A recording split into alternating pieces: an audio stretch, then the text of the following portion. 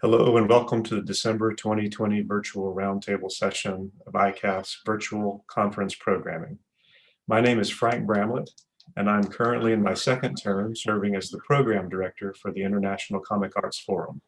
It is my pleasure to host this evening's event. Originally, the ICAF 2020 conference was to be held concurrently with the Small Press Expo back in September. Because of COVID-19, our conference was canceled.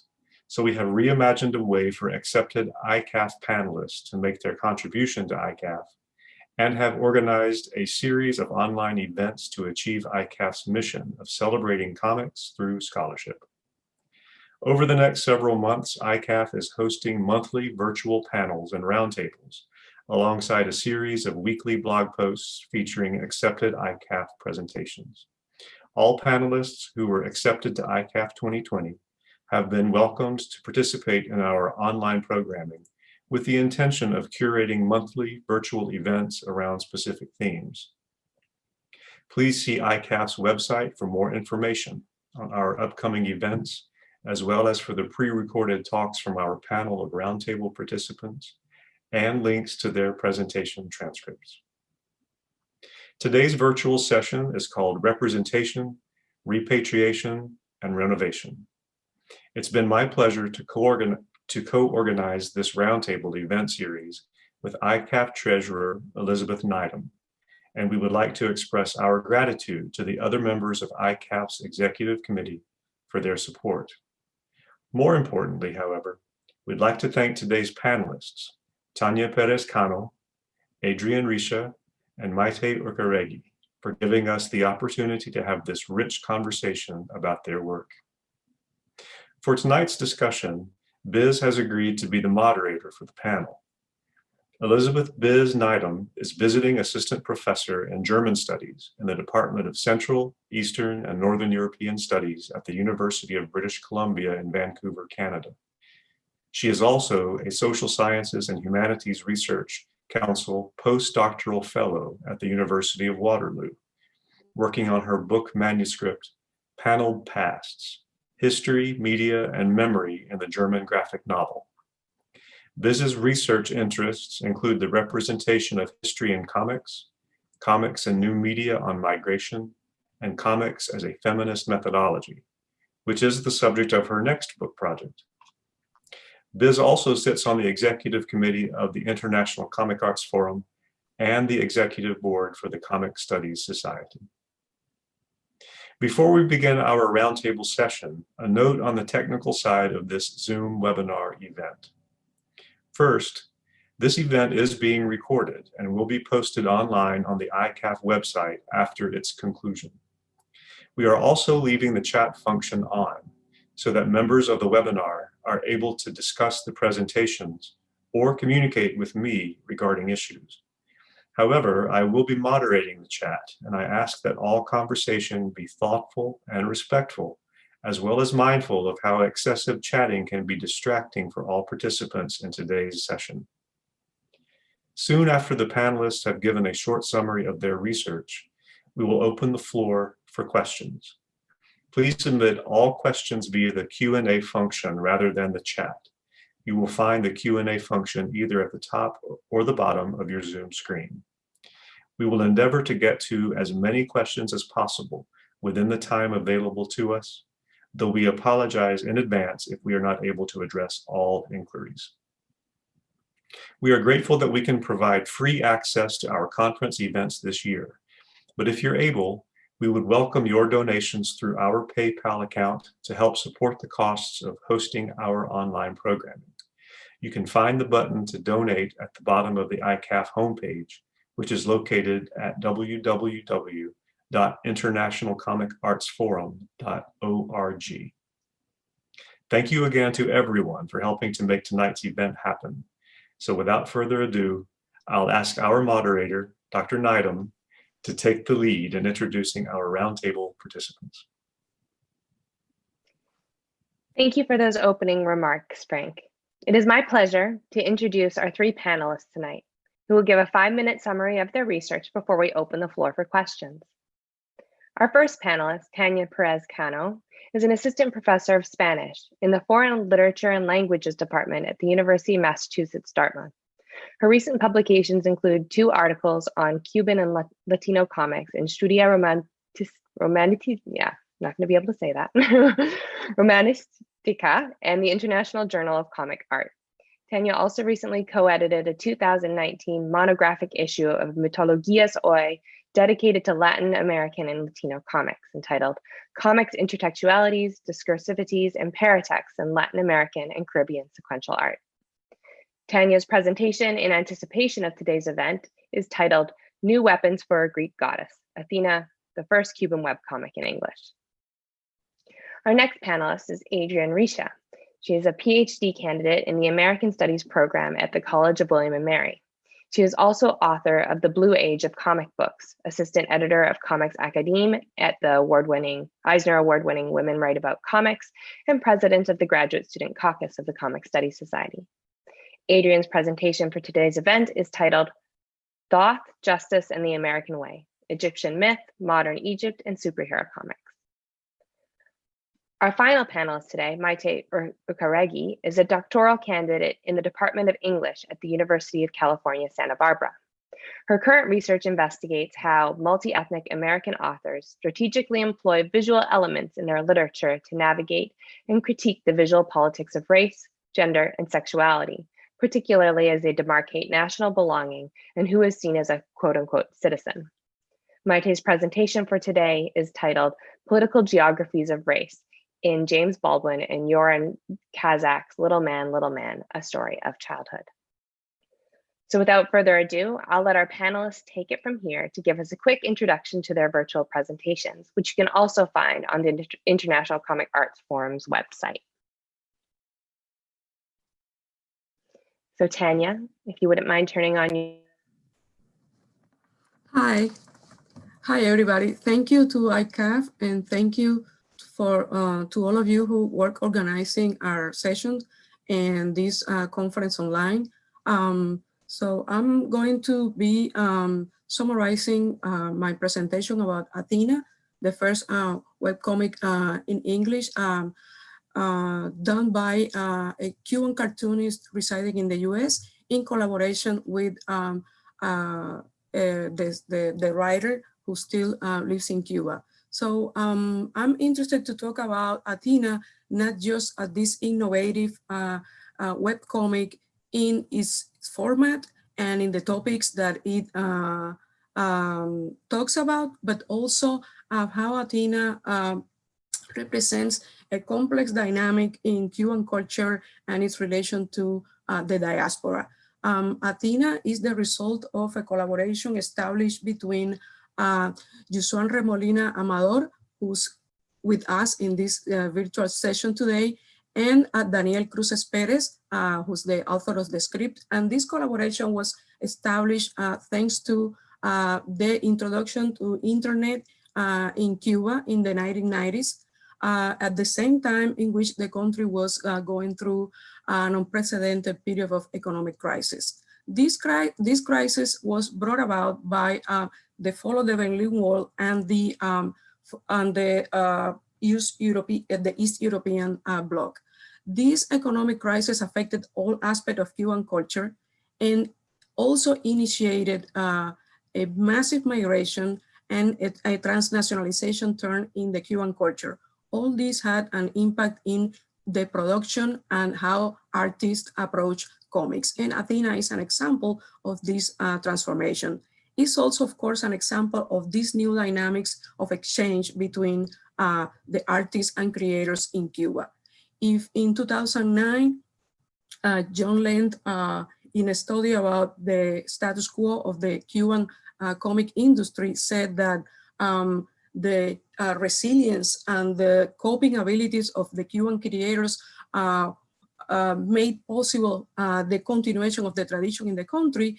At that time, he established this distinction between comic creators who remain in the island and those who left the country during that last decade of the 20th century. However, at that time, all these possibilities of exchange were restricted not just because of the politics in the island, but because most Cubans didn't have access to internet. In the first decades of this century, the 21st century, there has been important changes in Cuban culture. One of those changes is that internet access is more prevalent now, and the exodus that was seen as an exceptional status in the 1990s is now a condition of contemporary Cuban culture. And Athena, in its own structure, its own creation process, this fragmented communication between these two young creators reflect these new dynamics, these new interactions, this new way of reaching audiences, and these new ways of creating comics, Cuban comic, that is not just limited now to the notion of the nation state, of the notion of the only Cuban recognized creators are those in Cuba. I also wanted to talk about how the same representation of Cuba has changed in Athena. This idea of belonging to a more open and this more innovative space for the Cuban comic is reflected, for example, in how cultural dynamics of Cuba are represented in Athena. First of all, the use of a classical myth to reflect about issues like violence, like despair, like the uncertainties of the future that are definitely new to the comic scene in Cuba, are represented in Athena through an ambiguity regarding, for example, time and space.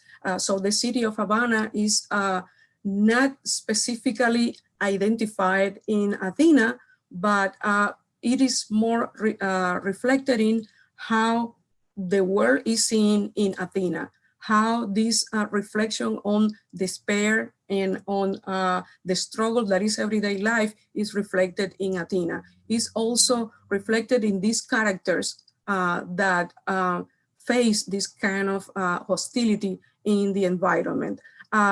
So there is not a clear identification of Cuba, of Havana in Athena, but instead is this reflection on the condition of the Cuban culture that started in the 1990s and until the beginning of the 20th century. So Athena is what brings to the Cuban comic scene is not just the format of the webcomic, new topics that are not traditionally reflected in the Cuban comic scene after the Cuban Revolution, and the new sensibilities that started to appear in the island in the 1990s. So these are the topics that I discussed in my presentation. And also I wanted to say that this evolving deterritorialization of that internet and social media brings is changing every day how comics in the island and abroad exchange knowledge about comic. For example, recently, just a few weeks ago, a new... Tanya, I think I might have to stop you here. I'm sorry, okay. But hopefully you can pick that line up again in our question and answer period. So pretty much thank you this for is that. what I wanted to say. Yeah, that was fantastic. Thank you so much. Thank you. Okay, Adrian, would you like to take over? Hi, so thanks to my co-panelists. I'm learning a lot.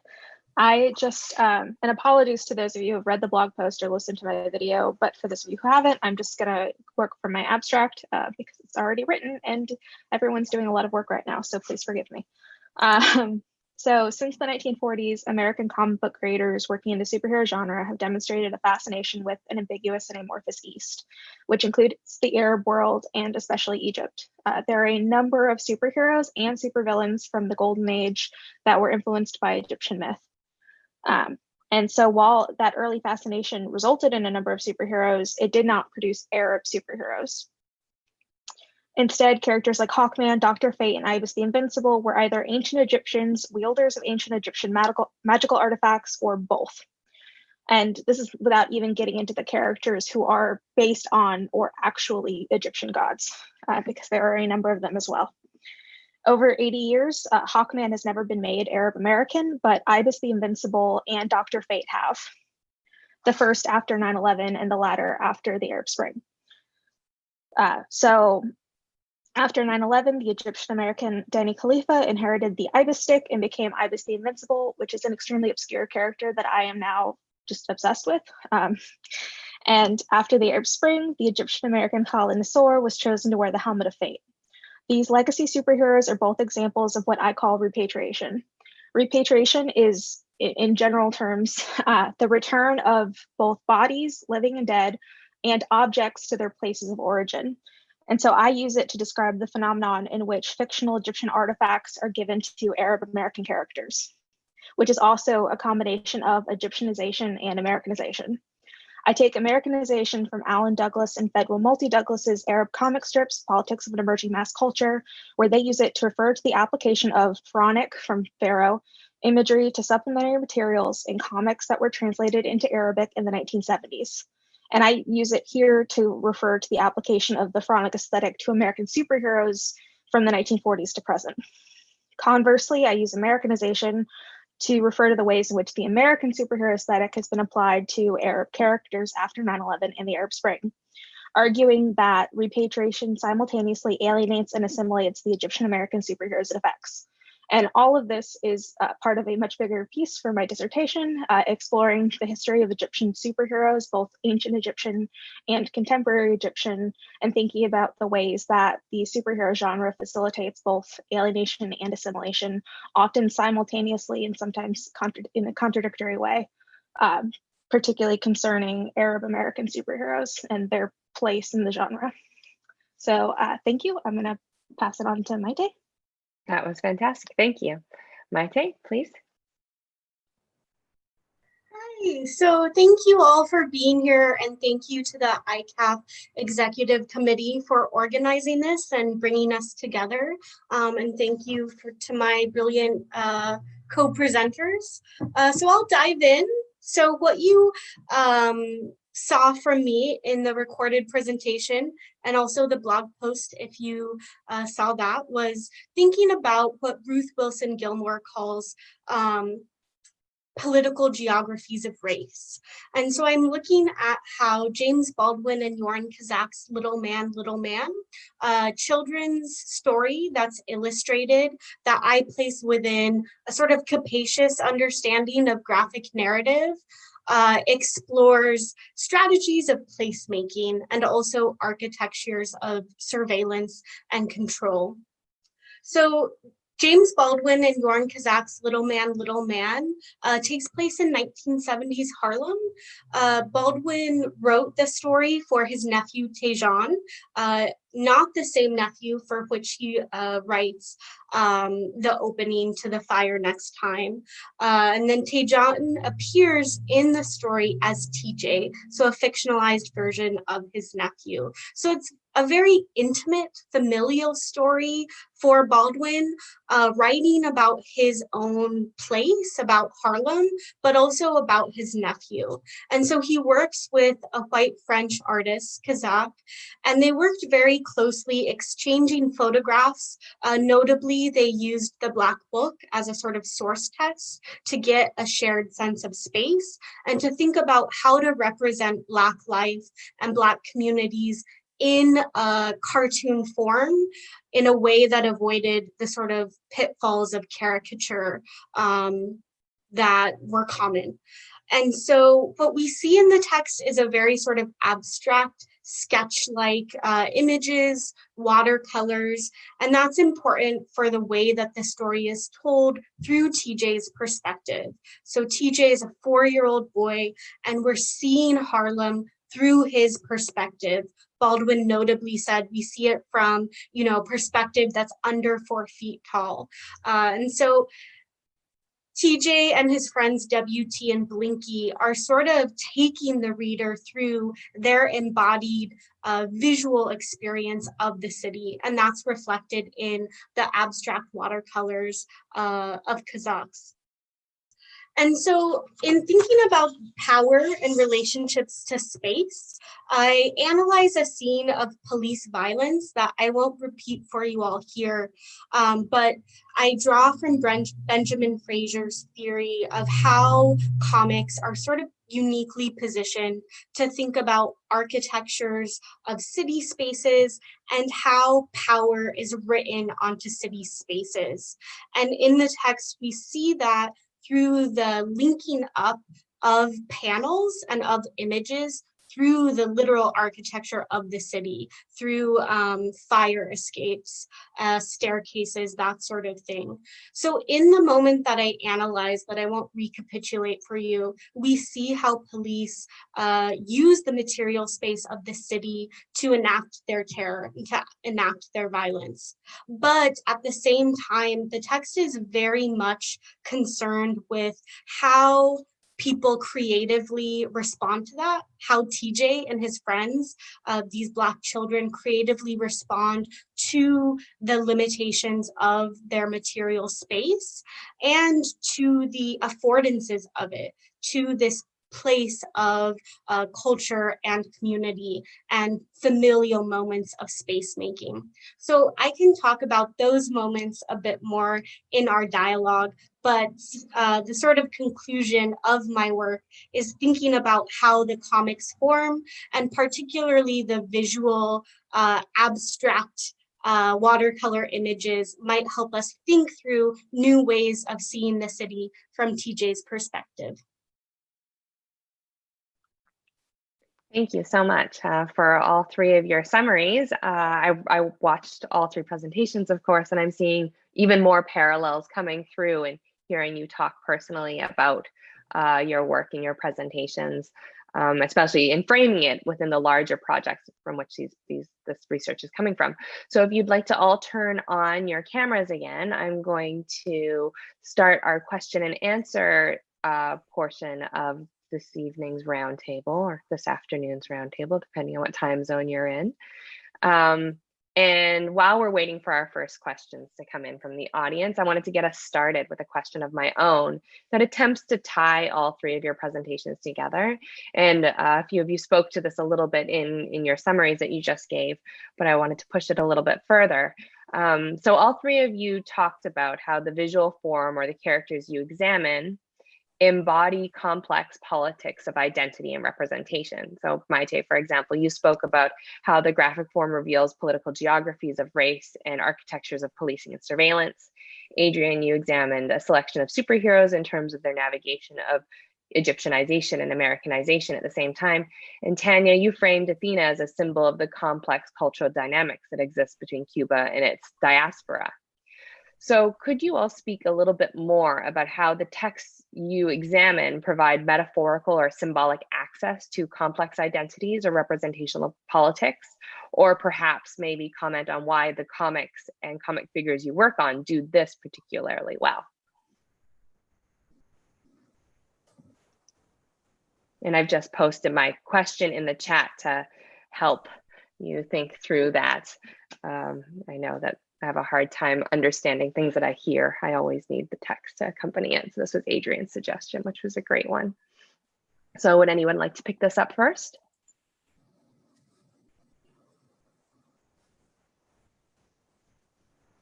I can go. So regarding the metaphorical representation, what I see in Athena is precisely the connection between the images of the city and for example, the ruins in the city connect to ruins in a more metaphorical sense. So these images of the city that you can see in Athena all connect to a more abstract idea of what has been lost, and how the characters react to an environment that is perceived as hostile. So what I see pretty much in how the images of the city and the characters themselves connect to this idea of losing something, of losing innocence, of losing hope. And of course, the sequential narrative with this combination of images and text is what allows the comic to elaborate on this specific Cuban context and the images that we see in the comic. Thank you. I can go. So one of the things that I think about a lot with the superhero genre, and it's not a hard and fast rule because nothing is ever completely true about the superhero genre. As often as you can say one thing is true, it's also false. But there's also a particular vein in which it's an immigrant narrative, and in which superheroes tell us who gets to be American and what Americans look like. And for a very long time, Arab Americans were not included in the genre. At least not as superheroes, sometimes as background characters, but most often as villains. And so there's this very much a disconnect between even the idea of being Arab and American at the same time, until after 9/11, you start getting more often Muslim superheroes. And there's an issue with the conflation of Arab and Muslim until 2007, where there is an explicitly Arab American character. And then you get to see what they look like and why that's not necessarily white, which is what I'm Arab American. What we legally are is white, but what we, in terms of representations, we're not understood to be white. And so it's important to also have that on a page, to have that in a comic book, which is so much a visual media to say this is what an American looks like. And also, this is what an Arab American looks like, and they exist. And they're as much a part of, the narratives that are American as anybody else who can be a superhero.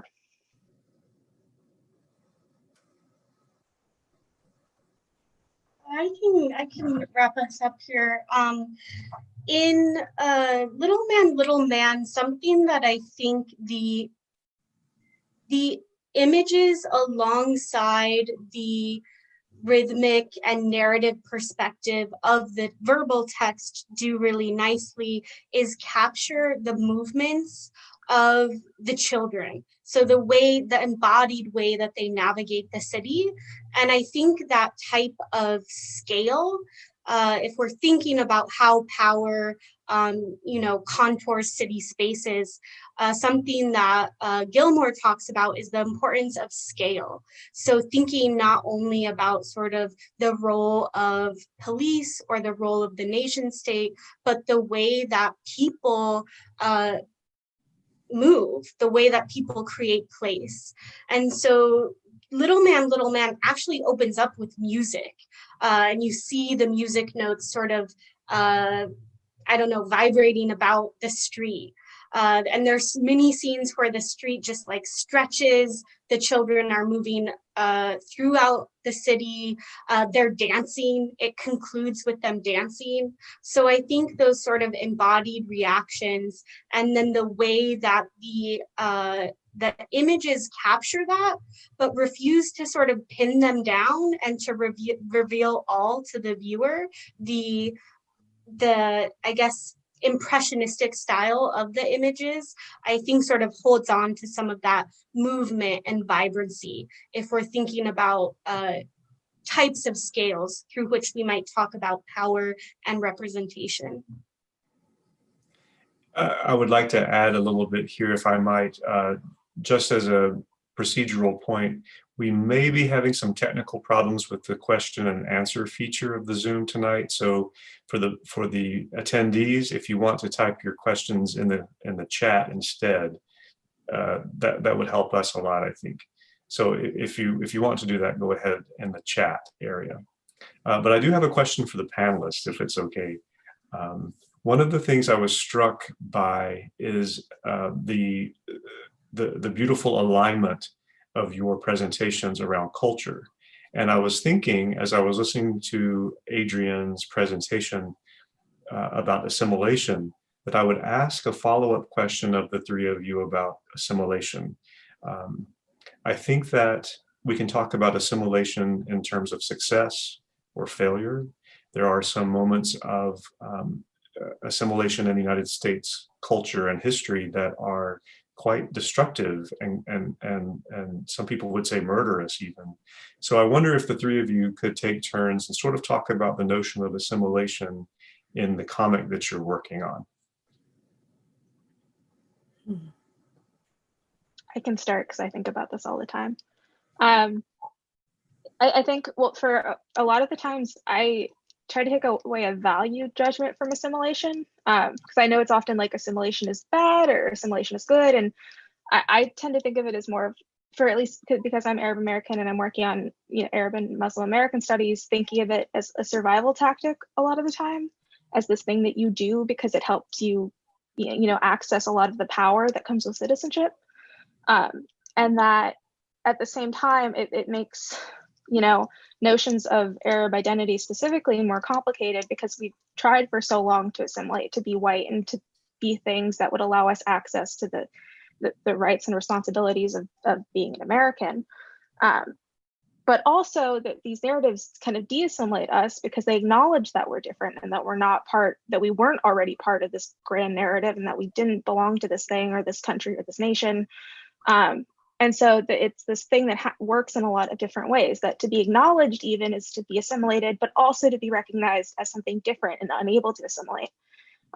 And so this is a very big idea for my dissertation. So I'm not totally having fully formed thoughts about it, because I'm constantly thinking about it. And hopefully that will clear up before the chapters are due. But it's definitely a lot to think about. So I appreciate the question. And I hope I answered at least a little bit of it. So I can talk about assimilation specifically regarding politics of language, because for the Cuban American community that has been for such a long time just like the home has been Miami, and Miami is pretty much a city in which Spanish is the predominant language. However, in Athena, the creators of this webcomic decided to write in English. And I think this idea of trying to precisely enter, right, the English-speaking industry of comics, it's one of the conflicts that for me Athena represents. And it goes through this idea of how to integrate ourselves as Spanish speakers into the US. And this has been a very long-standing debate, not just in the Cuban American community, but in the Latinx or Latino community in the US. And I think it has so much to do with what you were saying, Adrienne. It's very similar dynamics of politics and power related specifically to language. In Athena, I think it talks about this tension between wanting to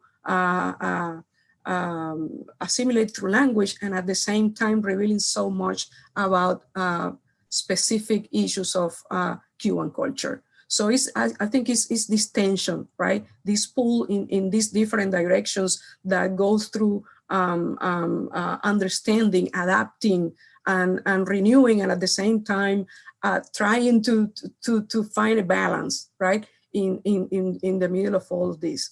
So I also really appreciate the question, because it is what it's a question that we struggle with like every day, right? So thank you. Yeah, I think in this text, thinking about assimilation as something that the creators are aware of and trying to, strategically navigate, as we've all sort of been discussing, the material conditions, historical conditions under which these texts are created.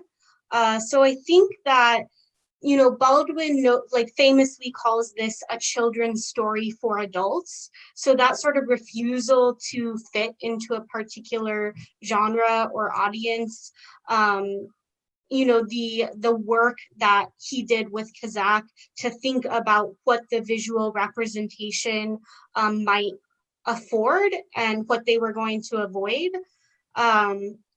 So I'm thinking about those sort of conditions, but I'm also thinking about the importance of the child narrator, so 4-year-old TJ, and how this is focalized through his perspective, and really just follows him and his friends around.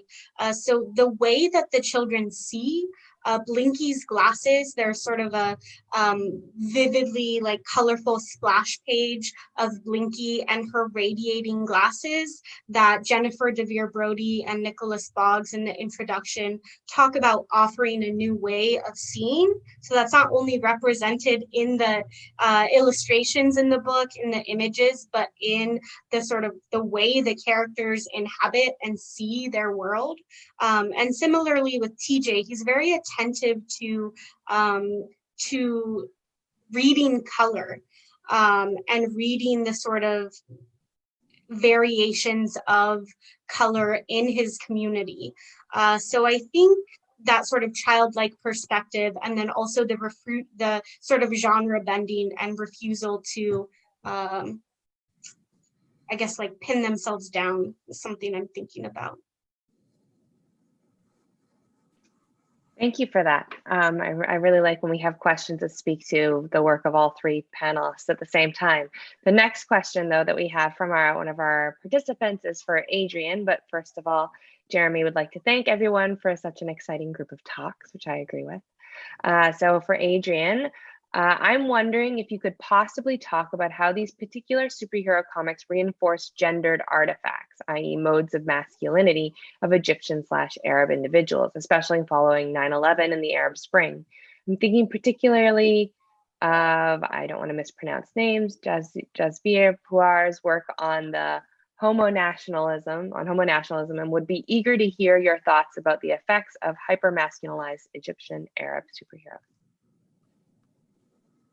It's been a minute since I've read Puar, so I can't speak to that specifically, although it is a text I'm going to be revisiting for the dissertation. And apologies if my cat makes an appearance just now, because he just jumped up on my desk.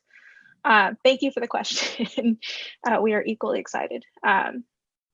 So one of the things that I want to bring up first is that there are actually no Arab American superheroes who are women. There are some Arab women who are superheroes.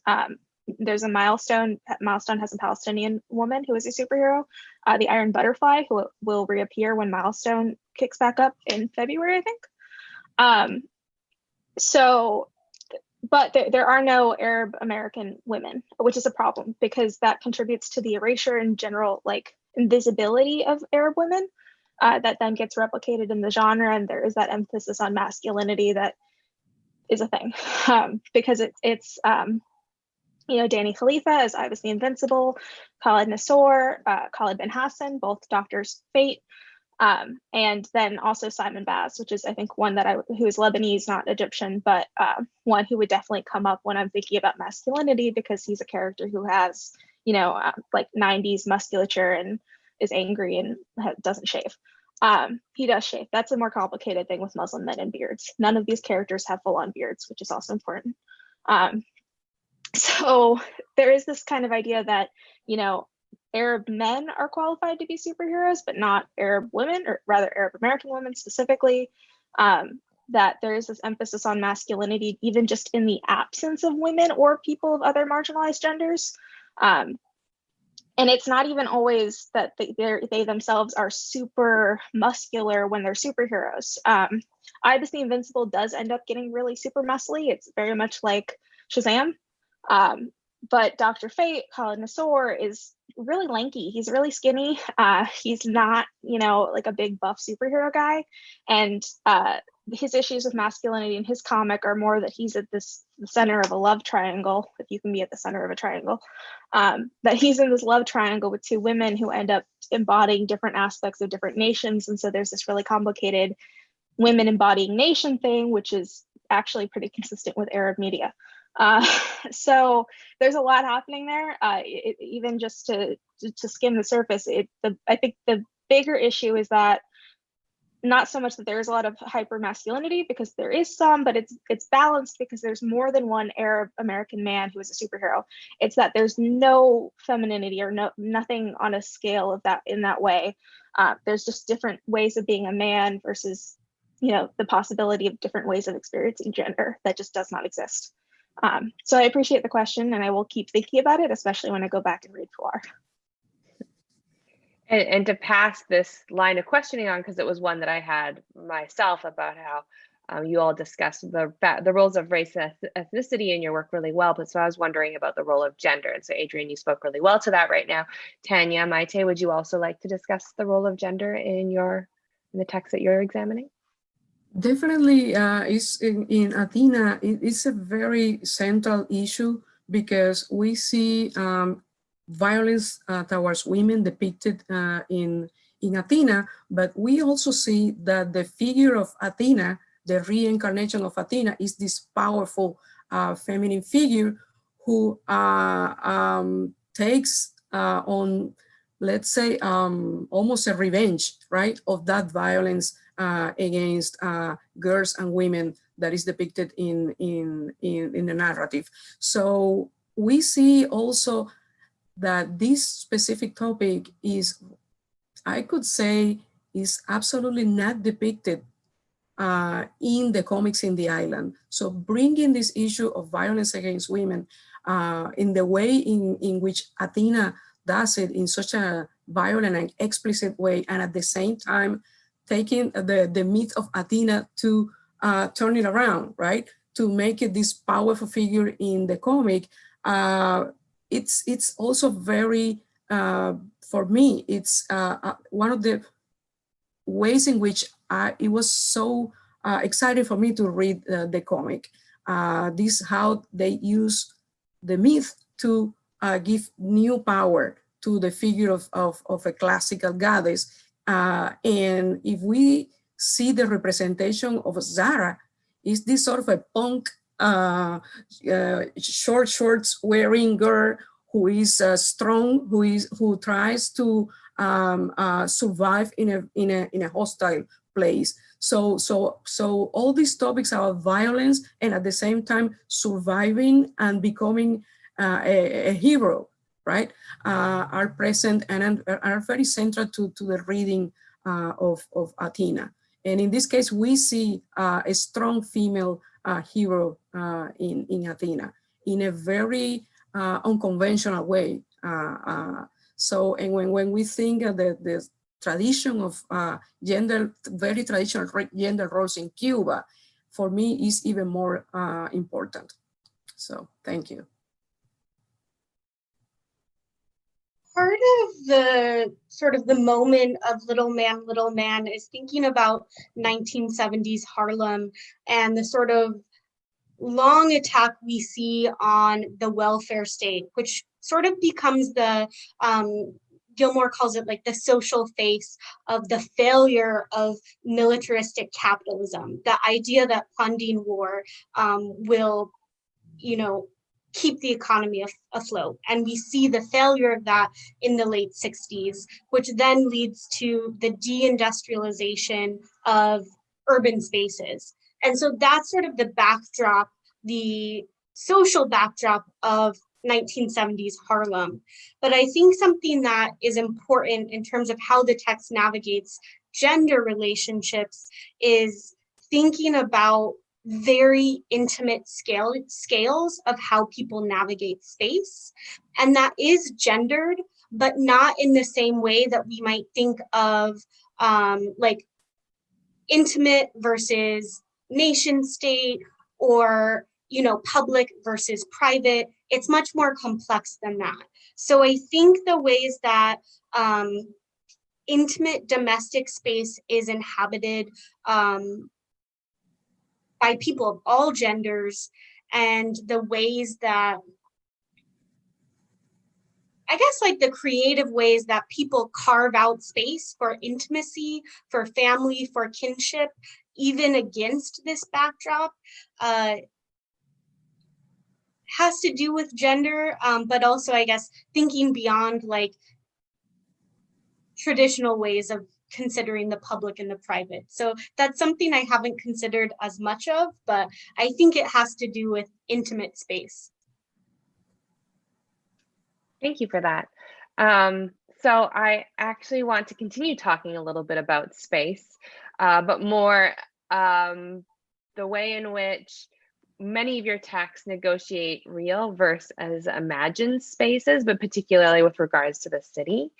So all of your work, though, more specifically Maite and Tanya's presentation, locate meaning at the intersection of the real and imagined space in your chosen text. So in Maite's presentation, it was the imagined Harlem, which you refer to as an imagined Harlem. While in Tanya's research, you talked more a little bit about this imagined Havana.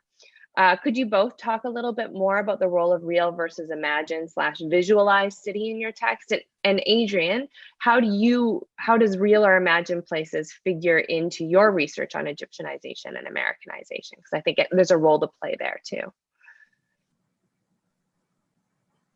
You want to go, Adrian? Oh, I can start if you want. Yeah. One of the things that I noticed that Maite had written about was this fictionalized New York. And that actually happens in Dr. Fate as well, although it's because a lot of superhero stories take place in New York. But more specifically, there's a fictionalized Brooklyn Museum, which has an Egyptian exhibit in which I've been to, and which is largely things like old things. There are some new things, but it's largely, mummies and sarcophagi and things from, 3,000 years ago. And it's even more emphasized in Dr. Fate, where it's in a different position than it actually is in the museum, and that it's, all of these things are from the past, nothing is from the present. That gives this idea that Egypt is just this thing that is very much in the past, that does not exist in the present, that carries through the whole text. That when, and this is true in contemporary Dr. Fate as well as 1940s Dr. Fate, the pyramids exist independent of Cairo. And like independent of the cities of Egypt. So these pyramids are these things that are just out in the sand and you can't see any cities from them, and there's no living people, and they're just, like mummies. But in reality, from the pyramids, you can see Cairo, and from Cairo, you can see the pyramids. And Cairo is a huge city. It's just ginormous. And that's where the protests for the Arab Spring were taking place. Like, it's a country that with people who are very much alive and very much, engaged in their with their government, with those processes, and also it has that history. Those things are not, it's not one or the other. They coexist, and yet in fiction they often don't. And particularly in comics, where like the Sphinx and the pyramids are really romanticized. And that's something that I think about with that real versus fictionalized space, is that a lot of these places are real, and yet in the comics they're fictionalized, because that's what the comics I'm looking at are. They are fiction. And I should be really specific. My data set is limited to American superhero mainstream comics. So there's also that to consider. I'm sure comics where, Cairo is really beautifully depicted and really true to fact. But in comics, it's, there are fictionalized, and so they're not real, and they really emphasize the past versus present in the fictional versus fact and reality. Yes, I think it's really interesting, because when I was reading your presentation, I noticed that in both my presentation and yours, the issue of the myth, how the myth is used to create a specific narrative, right? So I was thinking about what you were saying, and I think it's interesting how myth is used to establish this base upon build the narrative, but in the case of Athena, of course, if we compare Athena with testimonial comics about Cuba that are being published more recently, for example, Goodbye My Havana by Anna Belfort, where we see a very careful historical documentation of the places, of the details. If we compare that kind of testimonial memoir in which the detail of historical buildings and places is so important, we compare that with Athena, what we see is that the real, of course, is a comic established in a fantasy space. But what I perceive, and when talking to the creators and I asked them about this, what I saw in Athena is like, is sort of a more of an imagined space. It's a space of possibility. But one of the images that struck me when reading for the first time is this image of an old man in a bicycle going through the city. Because if you went to Havana in the 1990s, you see everybody using bicycles, not because Cubans had a tradition, but because there was simply no means of transportation. So everybody had to do that. So it's in these little details in a narrative that is pretty much in the territory of myth and imagination, where you connect the real with the imagining and the metaphorical meaning of the comic, right? And I was, it was really interesting to me to see how in both this myth of ancient Egypt are used to recreate this kind of superhero narrative. And in the case of Athena, is this alternative type of comic. So we can see how the meaning can change and how in both cases, the myth is used to, we can use it to reflect, right, on how culture is used to build meaning, right, in a new space. So it's really fascinating for me. Thank you.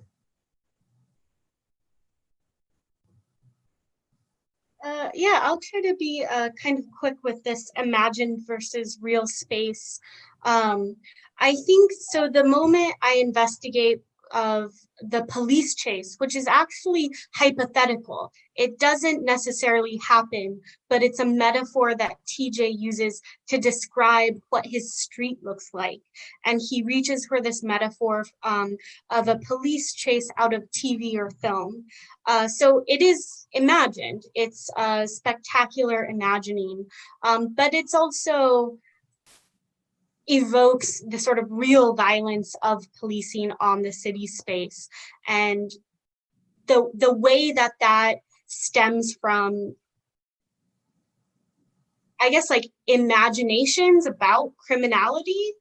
So I think the conditional narrative of that section, the way that it's already a metaphor to describe the street, but also the conditional tense that is used throughout. TJ just sort of like runs through all these possibilities of where they might go. And we see these different iterations, these different possible endings in the visual representation as well, but it ultimately ends in premature death, which is a reality of policing in Black communities. So I think that sort of illustrates the relationship between the real and the imagined. But then on the other side of that, TJ and his friends are, immersed in the geography of Harlem. So the Apollo is mentioned, which calls forth that sort of cultural and historical knowledge and brings it into the fictional space of the text. That was fantastic. Thank you so much. Such a diverse conversation coming from the same question. It's great. But we're unfortunately coming to the conclusion of our roundtable. An hour goes by so quickly, but we do have one last question from one of our participants, Kiana. And she would first like to thank all panelists for the great conversation. And this question is for Maite. She'd love to hear more about the implications of framing Baldwin's work through a comic studies lens. Are there ways that this approach might help us to see his other writings or African-American literary traditions in general differently?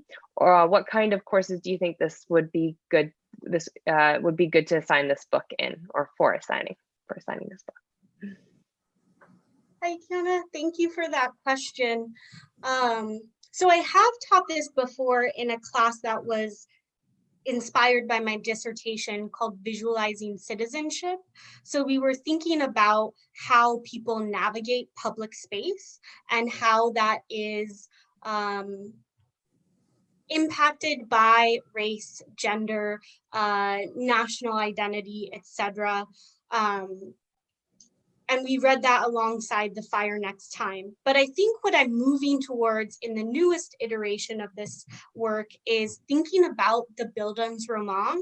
So I'm really interested in TJ as the child narrator and the way that he offers a new way of seeing and navigating space.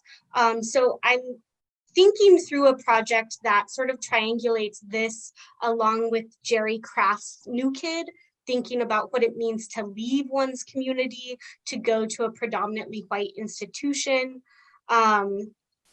So Jerry Craft's New Kid, and then also I Am Alfonso Jones, if we're thinking about public space.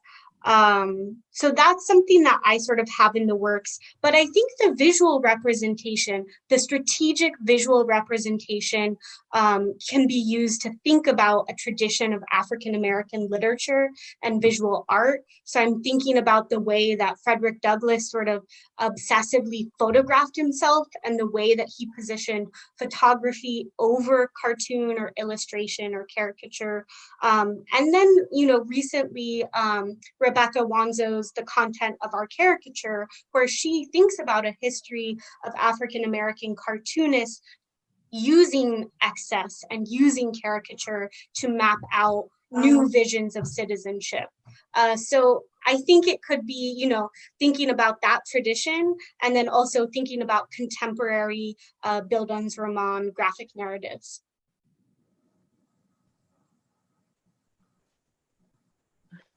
She responded with awesome and 4 exclamation points. Well, I think that sums up my response to this roundtable. This has been really fantastic. I love how all of the presentations spoke to each other in different ways. So I want to thank you all for joining us this evening and providing this really, really rich conversation and sharing your ideas with the rest of the group. And thank you to the participants for the questions that you posed and the comments that you made that we can all see in the chat. Our next ICAF virtual roundtable will take place in January, and I hope to see many of you there on January 7th, which is a Thursday. We're doing this the first Thursday of every month, and it will be entitled New Perspectives on Reading Comics. So you'll be seeing information distributed about that, but you can look in advance on the ICAF website for more virtual programming.